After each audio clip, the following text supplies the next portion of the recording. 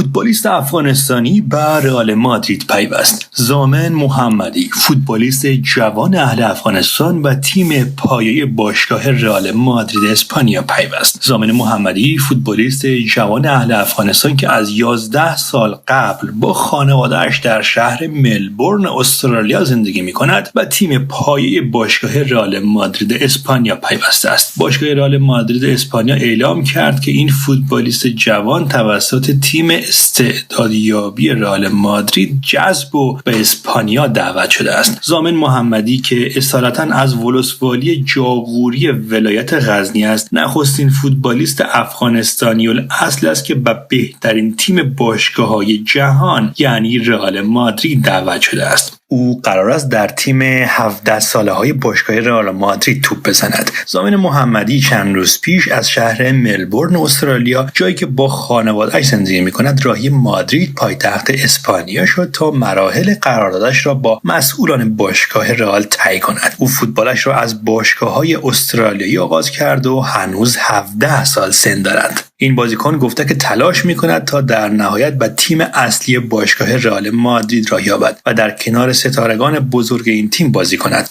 ضامن میگوید که به نوعی یک فوتبالیست خیابانی است. او با قلبش بازی می‌کند و با تمام وجود در تلاش است که به تیم کمک کند.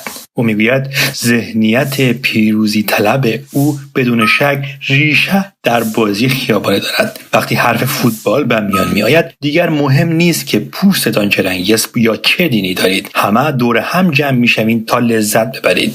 آقای محمدی میگوید خیلی سخت است که مجبور شوید در سن پایین فامیلتان را ترک کنید و راهی کشوری شوید که حتی نمیتوانید و زبانش صحبت کنید، ولی خانواده من مصمم بودند که کار خاصی برای زندگیشان انجام دهند. برای این کار شما باید نیروی عظیم و قلبی بزرگ داشته باشید. باید آماده باشید که کار کنید و زبان یاد بگیرید. نمیتوانید منتظر بشینید که راه حلی از آسمان پیش چشمانتان ظاهر شود. البته نگفتن امانت که ضامن محمدی تنها فوتبالیستی نیست که در تیم‌های معتبر اروپایی بازی می‌کند. ندیم امیری، بازیکن فوتبال افغانستانی آلمانی است که به عنوان هافبک هجومی برای باشگاه فوتبال بایر لورکوزن در بوندسلیگا آلمان بازی می‌کند و سابقه بازی در تیم‌های پایه ملی آلمان را نیز دارد و در سال 2017 قهرمان زیر 21 ساله‌های یوفا با تیم آلمان شد. امیری اولین بازی خود را برای تیم فوتبال زیر 21 سال آلمان در مارس 2016 انجام داد و به عنوان بازیکن دیرهنگام در مسابقات انتخابی قهرمانی زیر 21 سال اروپا مقابل تیم فوتبال زیر 21 سال روسیه به عنوان بازیکن تعویضی به میدان رفت. او بخشی از تیم فوتبال زیر 21 آلمان بود که با شکست تیم فوتبال زیر 21 اسپانیا در فینال قهرمانی زیر 21 سال اروپا در یوفا شد